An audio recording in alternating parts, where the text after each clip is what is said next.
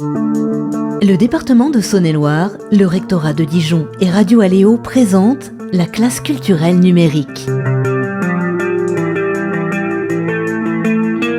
Cette année scolaire, 108 élèves de 5 collèges ont travaillé sur le thème de l'engagement. Chaque classe est partie à la découverte d'une association solidaire du territoire. Nous vous proposons de découvrir les émissions réalisées par les 4e et 3e remobes du Collège Pasteur de Mâcon. Les Jardins de Cocagne sont une association loi 1901, c'est-à-dire à but non lucratif. Bénévoles, salariés et personnes en réinsertion y cultivent des légumes bio. L'association fait-elle des bénéfices et si oui, à quoi sont-ils utilisés? Pour en savoir plus, nous accueillons son président Jean-Paul Buchier. Bonjour.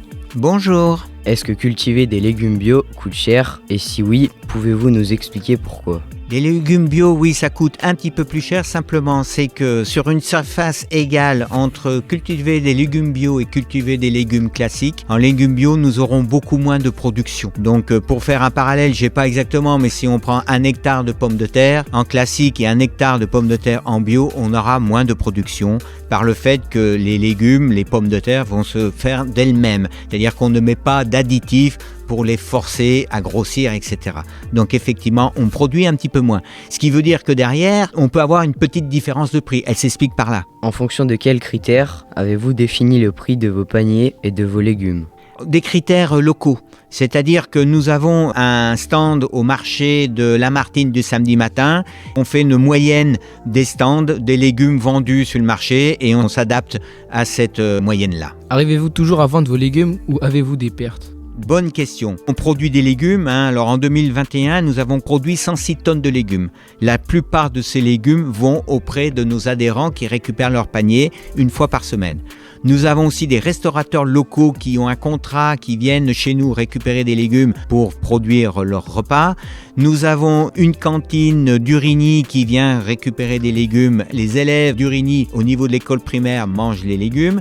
Mais tout cela fait que des fois, il nous en reste des légumes. Et donc, on essaye de rien rejeter, on transforme.